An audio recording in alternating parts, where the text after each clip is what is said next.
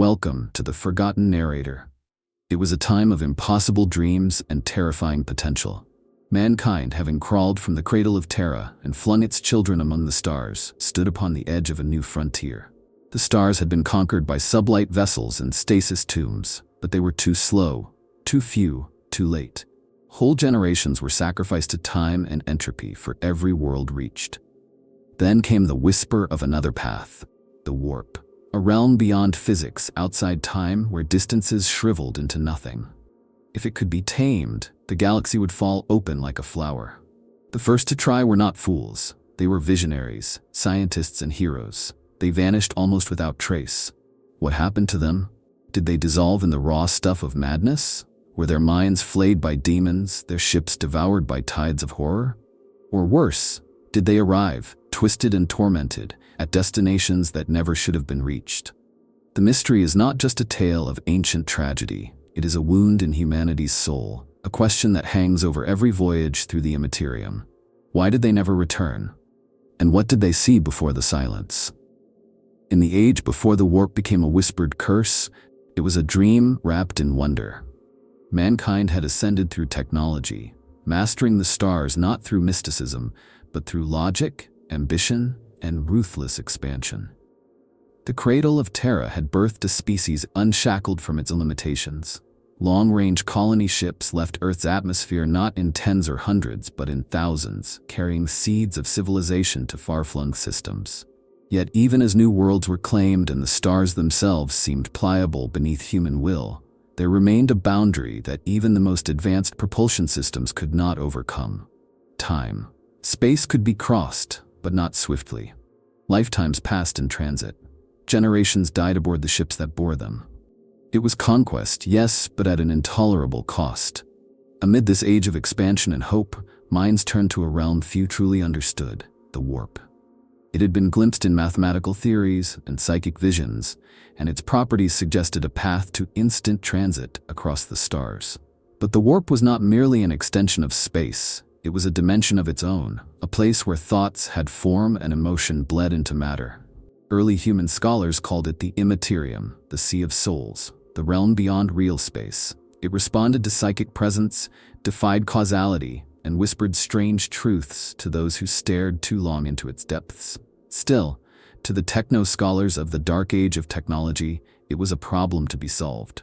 And solve it they did, or so they thought. The first warp drives were not primitive clunkers, but marvels of design. These were not the patchwork monstrosities of the current Imperium, but elegant engines engineered with clarity and mathematical brilliance. Artificial intelligences, the dreaded men of iron before their fall, assisted in their construction. Psychic dampeners, dimensional anchors, and gellar prototypes were tested in laboratory conditions. Miniaturized experiments were launched, folded through microwarp fields, and retrieved. The results were tantalizing. Time bent, space rippled, and for brief moments, humanity looked directly into the forbidden beyond. Then came the first full-scale warp vessels. Not merely scouts, these were cathedral ships of ambition, designed to carry thousands, seed new colonies, or map safe passages through the immaterium. Their crews were carefully selected. Scientists, engineers, psychers, and dreamers. No one knew what lay beyond that shimmering veil, but the promise was too great to ignore. In those days, warp storms were quieter. The psychic detritus of the galaxy had not yet peaked. The old night had not begun. The immaterium was perilous, but it was not yet as furious as it would become. And so the ships departed, engines screaming as they tore through the skin of real space and plunged into unreality. The moment was celebrated across Terra. Boxcasts trumpeted their departure. Holofeeds displayed families waving goodbye, dignitaries cheering, and planetary governors promising to greet their distant cousins in a matter of years, not centuries. There was talk of a golden age, a translite empire born not of stasis and decay, but of real connection. Warp travel, they believed, would shatter the chains of distance and deliver a unified humanity. The first jump was made with reverence and pride. Humanity, it seemed, had broken the last barrier. The age of miracles had begun. Except it hadn't. One by one, contact was lost. Some ships vanished immediately, never reporting arrival. Others sent distorted messages, full of garbled screams or strange symbols. A few emerged, centuries late, derelict and hollow, with no sign of life aboard. Of those, some bore cargoes of impossible geometry, or strange crystalline growths that responded to no known science. Once, a ship was found orbiting a dead star, its hull covered in a spiraling language that no codebreaker could interpret, a language that made psychically sensitive observers weep blood. The dream had become a nightmare, and the age of miracles began to crack beneath the weight of silence. In time, the first warp travelers would become myths. Their names lost, their missions classified or burned. Some say they are still adrift, caught in endless loops of temporal dissonance, seeing their own deaths repeated forever. Others believe they were consumed, not physically but spiritually, their identities shredded by demons or worse. But in that moment, before the horror was revealed, before the warp claimed its first tithe of blood and soul, there was only awe. Humanity had touched the gods' playground and believed it could walk away unscathed. They called them pioneers, but they were more than that. They were the architects of a new existence, the first true citizens of an interstellar human empire. The ships that carried them were not mere vehicles, they were sanctuaries of knowledge, vaults of ambition, and coffins of hope.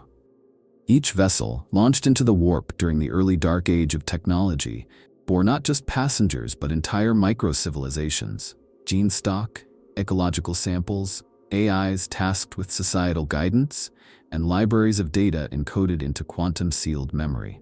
They were not meant to merely travel, they were meant to plant seeds of humanity into alien soil and watch them bloom into worlds. The first wave was audacious. Some of the earliest warp travelers were not government-sponsored vessels or colonization missions, but rogue technophile collectives, radical think tanks, and even splinter civilizations breaking off from Terra's tightening grip. Among them were the legendary Arc Mechanicus constructs, precursor tech priest vessels bearing massive reliquaries and data cores, as well as more obscure endeavors like the Infinity Votaries, who believed the warp could elevate them into higher beings. They didn't fear the immaterium. They believed they could navigate it through logic, force of will, or pure intellectual enlightenment. That was their first and final mistake. The moments just after translation into the warp were said to be serene. For some ships, the initial entry brought only subtle disorientation. Time shuddered like a stretched muscle, colors bled wrong, and shipboard chronometers desynced by seconds, but nothing overtly terrifying. But that peace never lasted. Without the psychic shields and gellar fields refined in later millennia, these ships sailed raw and naked through the tides of unreality. The warp, a dimension formed by collective consciousness and emotional resonance, did not remain inert. It responded, it watched, and then it fed. Some ships were torn apart immediately, their hulls unraveled into spiraling strands of impossible material. Time on board fractured. Crew members aged centuries while others blinked and froze in singular moments. It is theorized that some vessels simply became part of the warp, absorbed into its fluid logic like drops of paint in a storm. For others, the horror came slower. Psychers aboard would begin to scream, clawing out their eyes or speaking in tongues they had never learned. Lights failed even as power remained. Gravity reversed. Machinery began humming songs in languages no living thing should understand. There are grim records, scattered among black vaults and forbidden libraria, that tell of drifting husks found millennia later. One such ship was recovered by a Mechanicum exploration flotilla, its interior smeared with handprints made of frozen blood, its data logs overwritten with recordings of children crying and laughing simultaneously. No crew were found. Another vessel, barely more than a shell, was pulled from a warp breach by a rogue trader. Inside, a single occupant was alive, a child, naked and unaging, whose voice echoed across every Vox channel and described in perfect detail events on Terra centuries in the future. The rogue trader was later executed for heresy, the child taken by the Inquisition. The ship scuttled and destroyed, but rumors claim it still speaks, its engine thrumming out a heartbeat no one dares decipher. Worse still are the implications of ships that returned changed. Not destroyed, not empty, but wrong. Crews mutated not in flesh, but in thought. Philosophies warped into incoherence. Languages devolved into ritual. Some captains ordered extermination of their own crew mid-transit, claiming voices from the void told them the future demanded it. Other vessels emerged bearing architecture that hadn't been present when they launched. Hallways that spiraled into infinite loops, rooms of bone, control panels that responded only to screams. These ships were quarantined, but many were lost again, deliberately cast back into the warp and sealed away in void curses to prevent their contamination from spreading. And yet, among all the horrors, there remains the persistent myth that a few of those early travelers found something, that in the madness of the warp they touched a deeper truth, a code, a pattern, an echo of the universe's own heartbeat. Some believe the first warp travelers glimpsed the birth of the gods, saw the true shape of chaos before it became malevolent. That their minds cracked not from fear, but from understanding, from the unbearable burden of knowing that nothing in real space is truly real. That the warp is not a mirror, but the original, and we are its reflection. The first steps into the warp were not tentative. They were taken with the confidence of gods, but gods bleed when they reach beyond their grasp. And as those first bold souls crossed the threshold into unreality, they discovered that the stars were not waiting with open arms, but with fangs and whispers. They were not exploring new frontiers. They were knocking on the door of madness, and something answered. The silence that followed those first warp voyages was not immediate. It was slow, creeping, like frost crawling over the window of a warm home. Initial reports were missed, but chalked up to signal interference or the vast unknowable distances of space. Expected rendezvous were delayed, then missed entirely. Yet even then, hope lingered. Perhaps it was just a miscalculation. Perhaps the recipients were merely late. The vastness of space was, after all, full of excuses. But soon, the pattern became impossible to ignore. One by one, each ship sent into the warp failed to return. Not with a bang, not with a beacon of triumph, but with nothing. Silence that deepened, day after day, decade after decade. This was not a clean silence. It was not peace. It was ragged, messy, pregnant with implication. Occasionally, messages did arrive, but they were broken, fragmentary. Vox transmissions caught mid-sentence, overlapped by screaming or mechanical groaning. Some featured recursive loops, repeating phrases like "the eye is open" or "we are not alone," spoken in tones that didn't match any crew member's vocal signature. One such signal lasted 7 hours, repeating a child's lullaby from old Terra, while background noises, rhythmic wet slaps and distant laughter, slowly increased in volume. No crew were ever located. The ship in question was never found. More terrifying were the times a warp-traveling vessel did emerge back into real space, decades or even centuries after its departure. These were never happy reunions. Often the ships were derelict, lights flickering, hulls scarred by unknown forces. Boarding parties found corridors grown in impossible directions, walls that pulsed like organic flesh, and databanks overwritten with theological manifestos in languages no one remembered creating.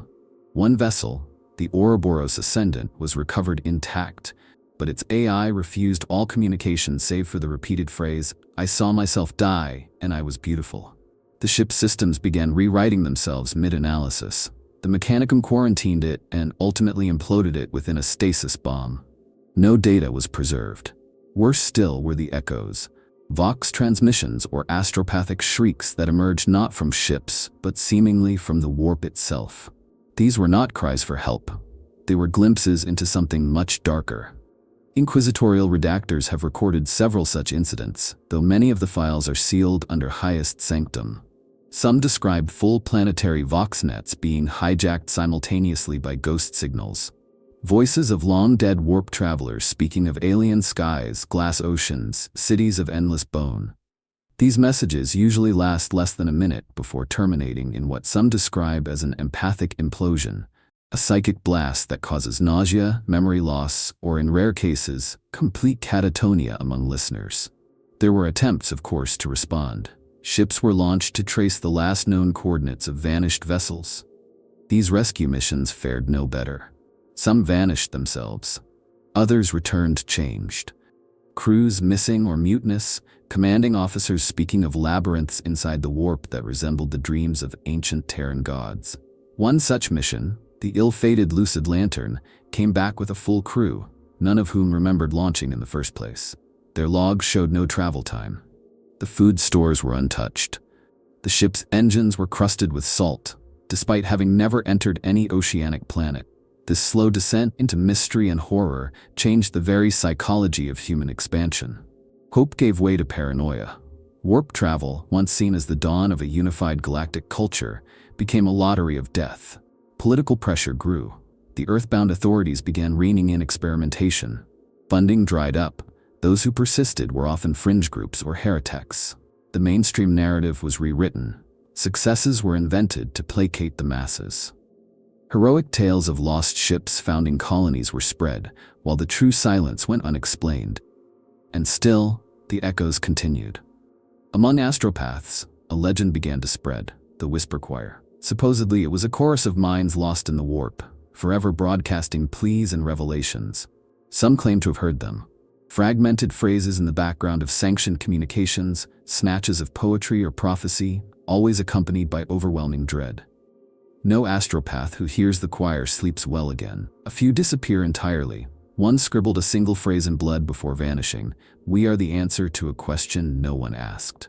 The silence of the void is not absence, it is presence, of something ancient, hungry, and patient. The warp is not a vacuum. It is alive, it remembers, and it does not let go. Every ship that entered and failed to return added to its mass, its identity.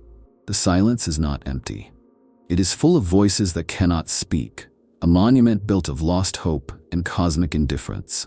This silence is the most damning answer of all. They never returned because they were never meant to. The warp does not forgive intrusion. It absorbs. Not all was lost in that grim silence. Amid the screams that echoed from the void and the ships that never returned, a few fragments survived, maddening, cryptic, and horrifying in their implications. These weren't whole testimonies, but shards of experience, scrambled data cores, hastily scrawled journals, derelict logs carved into the walls of ship corridors with makeshift tools. And most chilling of all, the echoes that reached the minds of the psychers left behind, not through vox or machine, but via the raw medium of the warp itself. These fragments were warnings, desperate, fragmented, and often misunderstood, but unmistakable in tone. Turn back. It's watching. Recovered signals were never straightforward. Time warped their transmission, sometimes delivering messages before the ship was even launched. Others arrived so late their origin systems had long since died. One signal, looped on repeat across 1,000 years, simply read, "We are falling upward, we are ascending into something's mouth." Another was more practical, a clear voice speaking in Old High Gothic, "Contain your thoughts. Do not think of what you fear. It smells you through memory." It's unclear whether these messages were warnings or confessions, perhaps both. The warp does not communicate in language but in pressure, emotion, and inversion. These were minds breaking down under the strain, transmitting what little sanity remained. Some of the most harrowing accounts come not from logs, but from the psychic scars left behind. Astropaths and untrained sensitives, in proximity to lost ships or waypoints associated with failed warp translations, reported shared visions. They described bleeding suns, oceans that breathed like lungs, and architecture made from spinal columns arranged in fractal spirals. Always present was the feeling of being watched, not by a single entity, but by a multitude of presences that had no need of eyes. One particularly infamous account was from an astropath named Caressa Bale, who during a trance cried out a full account of a ship's voyage, how the passengers slowly forgot their names, how the ship's AI began reciting religious verses it had not been programmed with, and how eventually the ship turned inside out, not physically, but spiritually. Bale's mind imploded after the transmission. Her brain boiled in its skull without a single touch. There were other forms of echoes too, ones more abstract but no less dreadful. On a few rare occasions, archaeotech devices found in derelict ships emitted low-frequency vibrations that matched the brainwave patterns of REM sleep. When examined under controlled conditions, these devices caused vivid dreams in test subjects, dreams of events they had not lived, aboard ships they had never seen. Consistent across all reports were the themes of isolation, endless corridors, and a presence that could not be seen but was always behind them. Subjects would often wake screaming, some unable to recall their own names for days. The most sensitive never woke at all. Mechanicus researchers, bound by doctrine and dread curiosity, attempted to replicate these echoes. They employed reconstructed AIs in isolated cogitator vaults to simulate the patterns found in recovered logs. Every attempt ended in madness. One AI, designated Preceptor 113, began identifying itself as one of the lost travelers, speaking in voices of multiple genders and ages. It recited detailed crew manifests from ships that had no public records. It spoke of gods without form, thrones made of nerve endings, and a door that opens not with keys but with memory. The experiment was terminated. The vault sealed. Yet despite these warnings, the Imperium persisted. It had no choice. Warp travel was not merely useful, it was necessary. The age of strife, the long night of isolation and disintegration, had shown humanity what happened without it. But the black archives of the Inquisition and the silent vaults of the Ordo Chronos are thick with documentation of what the first warp travelers suffered. They are not shown to the public. They are not acknowledged. But they exist, and they are studied. Because even now, 10,000 years later, new echoes emerge, and some match those from the earliest voyages. The pattern repeats. The warnings are not past tense. They are ongoing. They bleed through time and space, screaming their silent messages into the void. The warp is not a highway. It is not a sea. It is a living graveyard, an archive of screams, and a predator that remembers. Every failed voyage adds to its memory, and every echo that returns is a bone thrown back from the abyss, not out of mercy but to remind us what waits beyond the veil. The warp has always been a lie, not in its existence. That, tragically, is all too real, but in how humanity chose to understand it. The first warp travelers, armed with technology and intellect, approached the immaterium as if it were a natural phenomenon, a new frontier to conquer. They thought of it as a hyperspace analog, a dimension of faster-than-light possibilities waiting to be mapped and exploited. That was their first and greatest folly. The warp is not a void to be measured. It is a reflection of every dark truth the galaxy refuses to speak aloud, and it punished their ignorance with ruin. They brought equations, coordinates, and stability fields. They thought numbers could bind it, that with enough power, any tide could be weathered. But the warp is not chaos in the mathematical sense. It is not randomness. It is meaning unshackled from form. It is anger, desire, loss, and hunger given shape. It is the echo of thought across the cosmos, amplified and distorted until it becomes real. And the first warp navigators, for all their intellect and confidence, could not see that they were never alone the moment they entered it. The warp saw them, and it changed them. There were no maps, not because they failed to chart routes. Many did, recording energy fluctuations, dimensional folds, and time dilation variables, but because nothing stayed the same. A path through the warp was not repeatable. Locations shifted, and time bent back on itself. In some instances, ships would chart a route that got them from point A to point B in standard weeks. When they attempted to return along the same route, the journey took decades. And the stars outside were not the same. Planets had shifted. Civilizations had risen and fallen. Their understanding of space broke. But worse still was what happened aboard the ships themselves. Without the psychic shields perfected in later millennia, the human soul was fully exposed. And in the warp, the soul is not merely a metaphor. It is fuel, it is scent, and it is vulnerability. Emotions, fear, lust, sorrow, hate, bled out of every mind aboard, and the warp responded. Cabins where arguments broke out became echo chambers of rage. Ships where lovers wept soon found themselves adrift in maelstroms of lust made manifest. The warp fed on their feelings and returned them in kind, magnified, and alive. You cannot rationalize a realm that exists to reflect madness. And still they tried. This arrogance was not without context. During the dark age of technology, mankind had defeated every obstacle it faced. They had tamed suns, created thinking machines, even begun to flirt with post-human evolution. The warp, to them, was just another challenge. They treated it like a disease to be quarantined, a pressure system to be balanced. Their ships were equipped with damping fields, neural harmonics, and experimental consciousness filters designed to smooth the collective psyche of the crew. None of it worked. In some cases, it made things worse. One experimental field recorded a 50% reduction in psychic interference, but those same test voyages came back with crews unable to speak, their tongues replaced with smooth, featureless flesh. They had not screamed once. Others went further still. Some believed that by embracing emotion, they could guide the warp. These empathic navigators trained themselves in emotional projection, believing they could steer reality by becoming lighthouses of strong feeling. One mission, led by a cult of techno-sympathists known as the Bright Pulse Concord, vanished entirely. But astropaths across the galaxy began reporting the same vision within a year.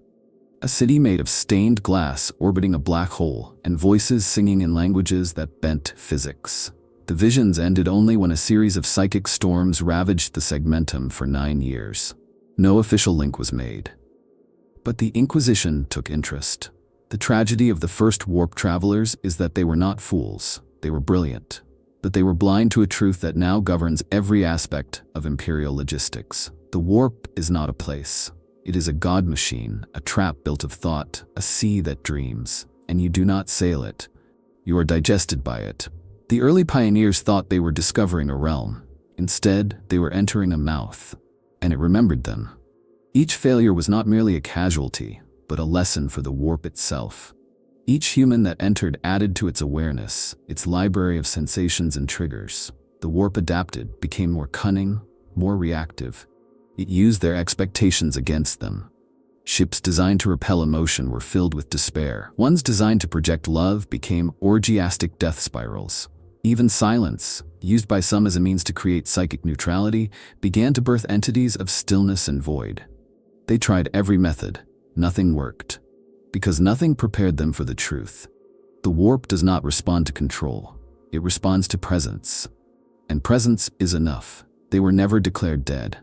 Not officially. The first warp travelers simply stopped being mentioned. Their records were sealed, their names erased from commemorative plinths and star charts. But they lived on in the nightmares of humanity, transformed from explorers into cautionary tales, from pioneers into warnings. And yet, despite the horror, whispers and fragments remained. Survivors, perhaps, or relics, ghost ships adrift in the void, holding truths too terrible to be shared.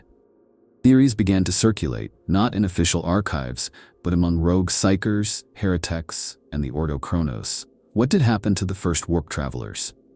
Some say they are still alive, trapped in time loops, or locked within stasis bubbles formed by the warp itself. These echoes are not survivors in the conventional sense, but perpetual fragments. Imagine existing in a single moment forever, a dinner scene replaying endlessly aboard a ship where everyone has long since died. Some investigators claim to have detected such anomalies, finding vessels caught in paradoxes where their chronometers reset every nanosecond, erasing history as quickly as it happens. These aren't ghosts, they're errors. Conscious memories that cannot progress, stranded in temporal eddies for eternity. Others believe the first travelers found something in the warp. Something so transformative that they chose not to return. Perhaps they made contact with a sentient structure, a thinking labyrinth that offered them enlightenment beyond the flesh. Some fringe scholars suggest the early explorers encountered a proto-entity. Not one of the 4 ruinous powers, but a nascent consciousness within the warp that hadn't yet chosen a form. Their communion changed them. They became emissaries of that thing, choosing to abandon humanity and become part of its will. There are myths of such beings still whispering in the warp, neither daemon nor mortal, carrying fragments of their human selves like masks they occasionally wear to speak to the living. More horrific are the theories of fusion. That the first warp travelers were not destroyed but consumed, not devoured by demons, but integrated into the psychic mass of the immaterium. They didn't die. They became part of the warp. Their thoughts, memories, fears, all blended into the landscape of unreality. The screaming hallway on a derelict ship, the endlessly crying infant echo in a transmission, the sense of being watched in a place with no eyes, all might be pieces of them. The warp doesn't kill in the conventional sense, it absorbs. Identity is a meal, and in devouring the travelers, the warp learned to mimic them, to use their voices, wear their pain, and echo their fears as weapons against those who followed. There are darker fates still. A few rogue inquisitors and Chronos radicals believe that some of the first warp travelers made it back. Not as themselves, but as something else. Not possessed, not broken, but transformed. Entities disguised as men and women, wearing human form but no longer human in any meaningful way. They speculate that these entities walk among the Imperium still, shaping events, influencing institutions, subtly steering humanity toward a fate only the warp understands. They don't reveal themselves. They don't need to, because they remember what the warp is, and we do not. One chilling report, redacted almost entirely but leaked through forbidden channels, describes a Mechanicus exploratory team finding a signal emitter on a dead world orbiting a black dwarf. The emitter broadcast a single name over and over.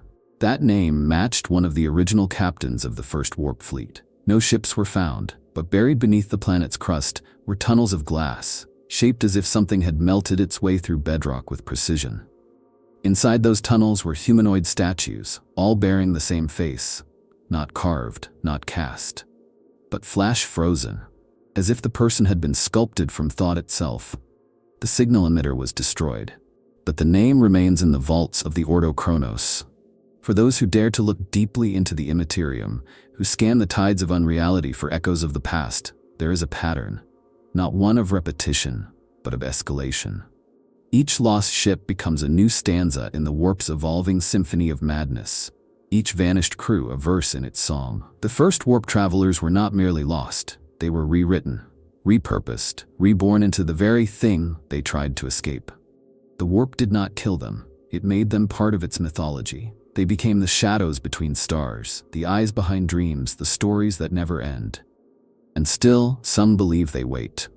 In the deepest corners of the warp, beyond the reach of the Astronomicon, in spaces where even demons fear to tread, the first travelers remain.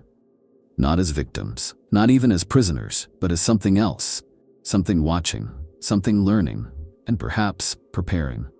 The solution, when it came, was as dangerous as the problem it was meant to solve. After centuries of silence, lost fleets, and shattered dreams, humanity stumbled upon a partial answer. Not through reason or technological progress, but through mutation. The navigator gene, a warp-attuned aberration found in certain human bloodlines, became the Imperium's last hope for survival among the tides of madness. The rise of the navigator houses did not end the tragedies of warp travel. It merely made them survivable. Barely. But behind the elegance of their void ships and the rituals of their passage lies a truth too many forget. The navigators only exist because the first warp travelers died screaming. The navigators were not designed. They were discovered. Born to parents with no known psychic history, often in isolated or inbred aristocracies, these mutants had one horrifying trait in common: a third eye buried in the center of their forehead, sealed shut until adolescence. When it opened, they did not see light, but the warp itself. Not metaphorically, but directly. They could perceive the currents of the immaterium, track the flickers of psychic eddies, and, most importantly, sense the Astronomicon, the Emperor's light, shining from Terra. It was this gift that changed everything. The early warp drives had no eyes. They relied on static maps, predictive algorithms, and navigational AIs that were soon outlawed for reasons that remained sealed under deepest Mechanicus sanction. Without organic minds capable of adapting to the warp's ever-shifting terrain, those first voyages were as blind as they were doomed. But with the navigators came a new paradigm. No longer did ships plunge into madness unguided.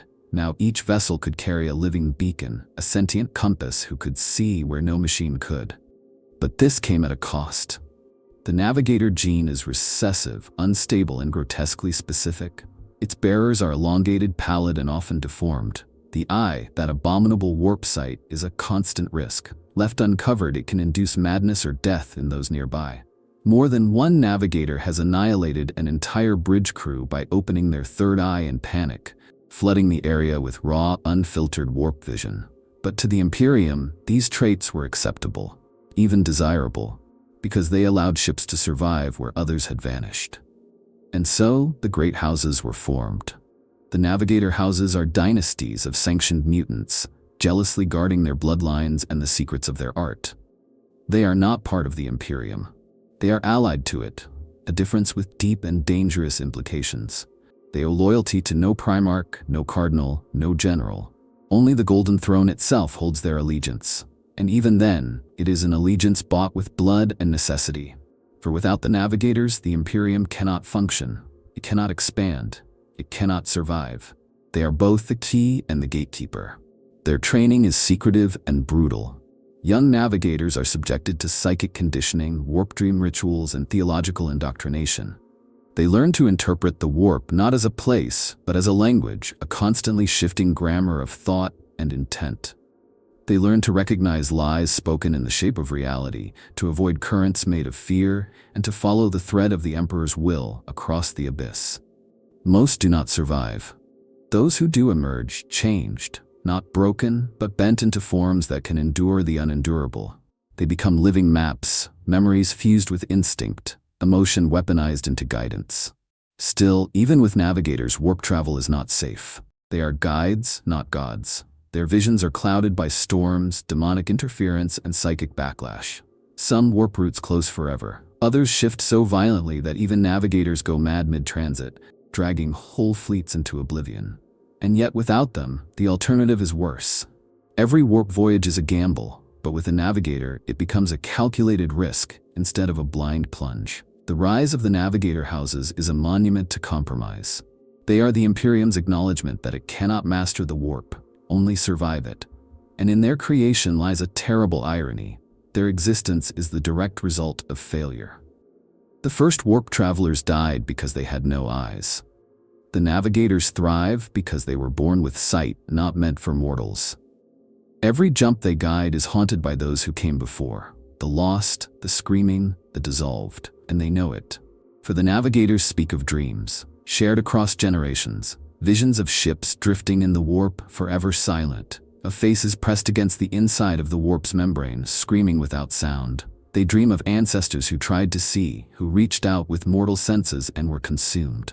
And in those dreams, they hear one thing repeated, always whispered, never spoken aloud. We are still here. By the time the Age of Strife erupted, the warp had fully revealed its true face, not just to humanity, but to the galaxy. The immaterial sea boiled with fury, suffused with the psychic detritus of 1,000,000 dying worlds. Warp storms raged for centuries, tearing apart the fragile web of human civilization that had once stretched across the stars. The Golden Age collapsed, drowned not in war or rebellion, but in silence. The same silence that had first claimed the warp pioneers. But now it was total. Whole sectors became unreachable. Planets fell into barbarism. Others vanished completely, swallowed whole by storms that stretched across light years. It was the dark tide returning to finish what it had started. The Age of Strife was not merely an era of isolation. It was an age of psychic trauma. As more humans awakened to their nascent psychic potential, the warp responded with equal violence. Untethered minds opened pathways they could not control. Demonic incursions increased. Possessions became common. On some worlds, populations were wiped out not by war, but by outbreaks of psychic contagion. Madness that spread like disease, minds unraveling in sync, entire cities killing themselves under the influence of invisible whispers. These were not plagues in the conventional sense. They were echoes. The warp had learned humanity's scent. Now it followed the trail back to its source. Warp travel, during this era, became all but impossible. The Astronomicon had not yet been lit. There was no beacon to guide the navigators. Many fell into madness. Some refused to attempt translation at all. Others tried and were never heard from again. Ships launched with desperation. Colony vessels, military convoys, even fleeing refugee fleets, all vanishing into the storm. The warp became not a pathway, but a graveyard. Worse still, the very idea of travel began to fray. Some ships found themselves launched from one world, only to arrive back at the same coordinates centuries later, unchanged, unaware that time had passed. The warp had looped them, not out of cruelty, but because it could. Among the Mechanicum, this age birthed a schism of faith. Some believed that the warp was punishing mankind for arrogance. Others sought to weaponize it, crafting dark engines that could burn paths through the immaterium, using chained psychers or harvested demonic entities. These machines, the forerunners of what would become warp drives augmented by heretic lore, achieved partial success, but at unimaginable cost. One vessel, the Eternum Coil, made it to its destination intact, but its crew emerged speaking only in dead languages, their memories wiped and replaced with histories of battles that had never occurred. Another ship, the Enlightened Host, arrived accompanied by a storm of warp entities that took weeks to banish. It became clear that the warp was not merely reacting to human presence, it was interacting with it. The travelers were no longer guests, they were prey. Even psychers became suspect. During the Age of Strife, their numbers exploded, a phenomenon tied directly to the churning violence of the warp. But these weren't the controlled, sanctioned psychers of the later Imperium. These were wild, untamed minds, dangerous not only to themselves, but to reality. Some could burn cities with a thought. Others simply burst into flames mid-sentence, consumed by energies they could not contain. Warp storms fed on them, growing more intense wherever latent psychic potential clustered. It was as if the warp was feeding, not on flesh, but on potential, on thought, on the very idea of connection. The legend of the first warp travelers became a kind of heretical scripture during this time. Cults formed around the idea that the lost pioneers were still out there, fighting to return. Others believed they had become gods within the warp, or that they had failed to appease some ancient entity that now required sacrifice. Some ships bore icons of the first voyage, sanctified relics that depicted stylized versions of those early vessels, often surrounded by flames, chains, or screaming mouths. The memory of those lost was no longer scientific. It had become spiritual. The warp had won, not just in body, but in myth. When the Emperor finally emerged and began his conquest, the scars of the Age of Strife remained fresh. The navigators, guided now by the Astronomicon, could once again pierce the veil, but only barely. The warp was calmer, yes, but only in comparison to the fury that had preceded it. Even then, every journey was fraught with risk. The silence that once greeted early travelers was now replaced with too much sound. The howls of demons, the cries of lost souls, and the laughter of things without mouths. The warp had matured. It was no longer just a storm. It was a consciousness, slow, patient, and endlessly hungry. The Age of Strife taught humanity that the warp cannot be mastered, it can only be endured. It taught them that travel is not transit, but sacrifice. Every ship that enters the Immaterium still pays that tithe, in time, in sanity, in souls. And in that sacrifice lies the lingering truth. The first warp travelers were not the only ones to vanish. They were simply the first to understand what was waiting. For all its horrors, humanity is not alone in its struggle with the warp. Across the galaxy, other civilizations have faced the Immaterium, some mastering it, others succumbing, and still more finding paths alien and terrible to human understanding. The fate of the first warp travelers gains further weight when seen against this backdrop. For what humanity fumbled toward blindly, others walked knowingly into, with results both awe-inspiring and catastrophic. The question is not just why the first human warp travelers never returned. It is what their experience reveals about the nature of the warp itself, when compared with the fates of alien species who also dared to step into that sea of madness. The Eldar stand foremost among those who once ruled the warp. They did not merely travel through it, they danced with it, sang to it, wove it into their very culture. Their psychically attuned minds and mastery of the webway gave them unparalleled access to realms that would drive a human insane. In the time before the fall, the Eldar used the warp as a medium of art, communication, and even pleasure. They could skim across its surface or dive deep into its currents, guided by soul stones and psychic discipline. But their downfall is the greatest warning of all. For in their arrogance, they created a god, Slaanesh, a being of such raw psychic hunger that it devoured billions upon its birth and turned their empire to ash. Even they, masters of the Immaterium, were not immune to its price. They were not spared. Their control was illusion. The orcs, by contrast, treat the warp with reckless glee. They lack the nuance or fear to grasp its true danger, and perhaps that is their protection. Their ships plunge into the warp, guided not by precision or calculation, but by sheer collective belief. An orc navigator might not even realize he's navigating. His sheer conviction that they'll get there soon enough often bends reality into making it so. It is idiotic. It is terrifying. And it works, most of the time. But even the orcs suffer losses.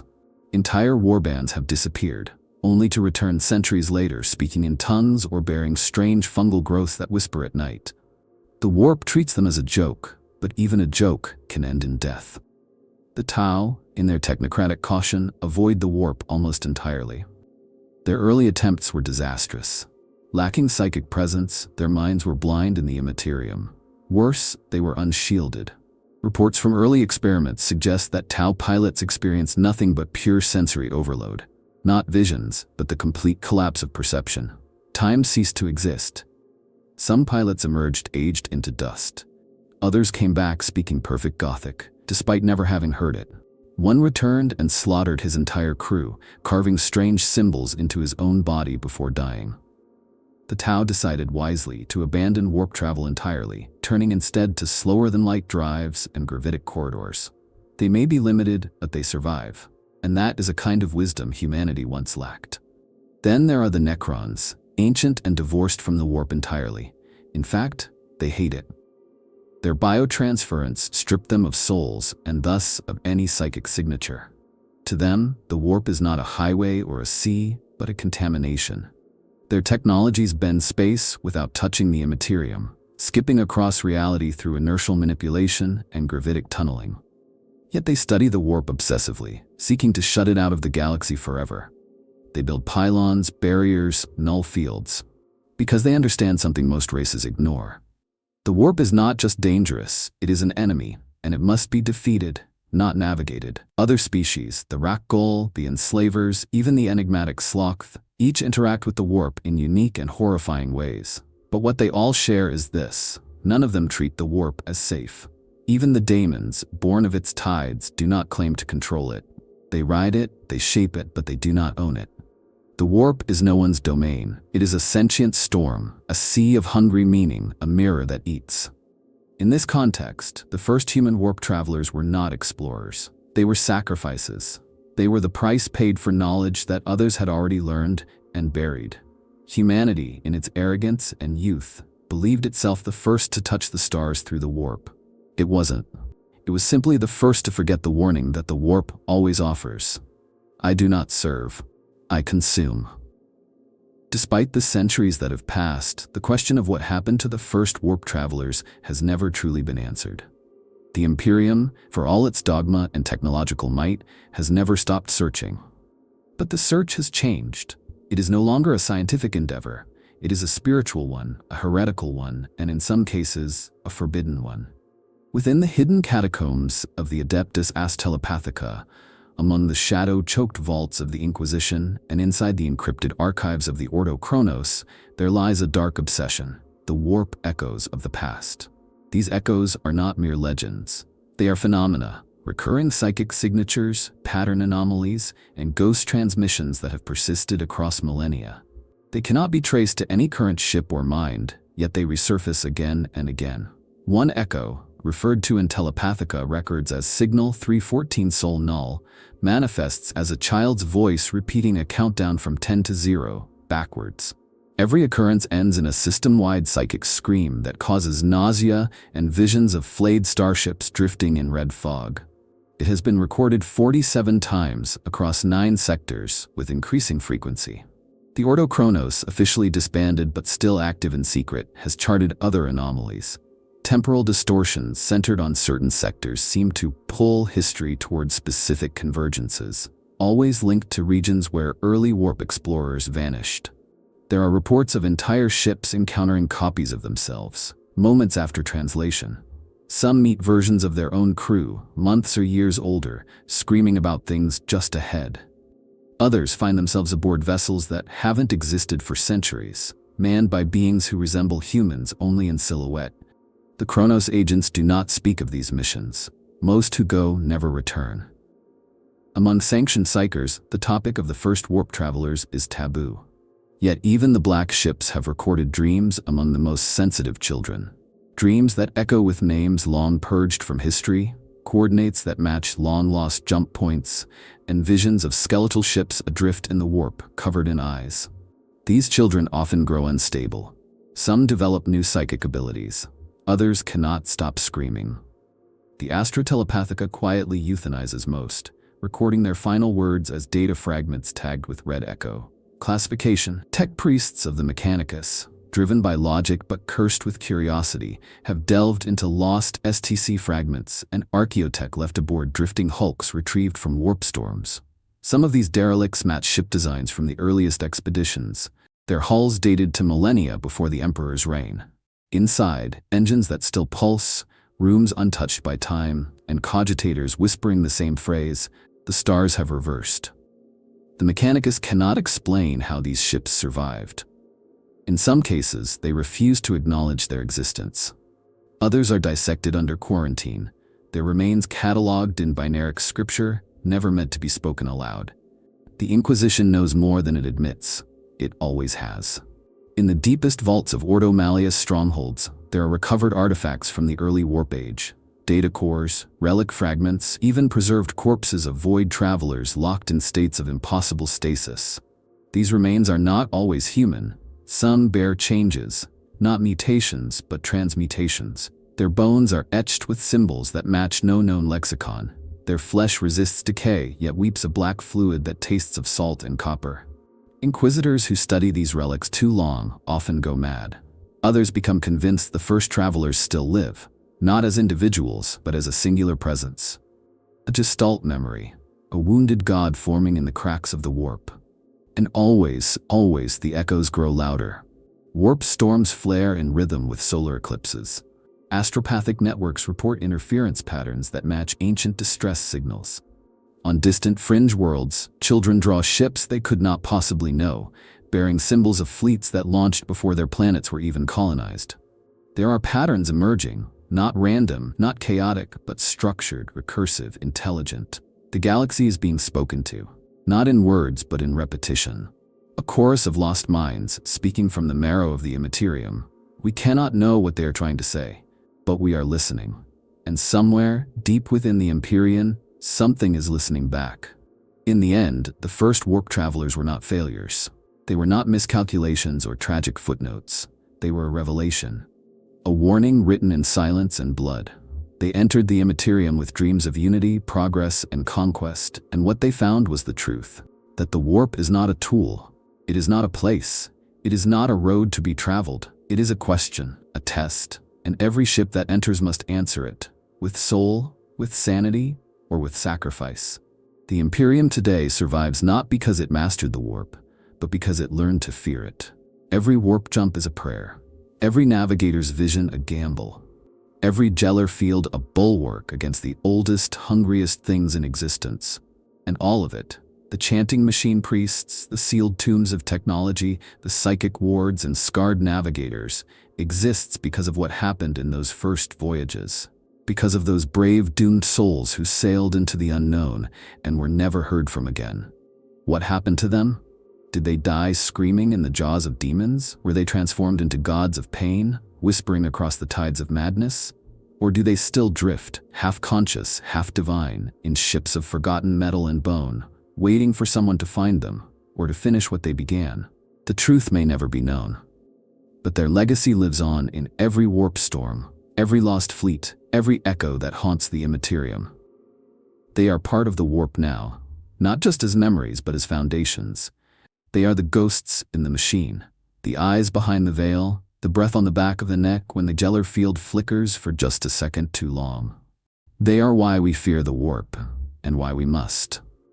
So the next time you see a ship translate into the immaterium, remember, it is following a path laid in blood and madness, a path forged by the first, the lost, the ones who never returned. And as that vessel vanishes into unreality, as its engines scream and the stars dissolve, ask yourself, would you come back from that? If this glimpse into the darkest corners of the Warhammer 40,000 universe gripped you, subscribe for more tales of horror, mystery, and forbidden lore. There are secrets yet to be uncovered, and some of them are still whispering.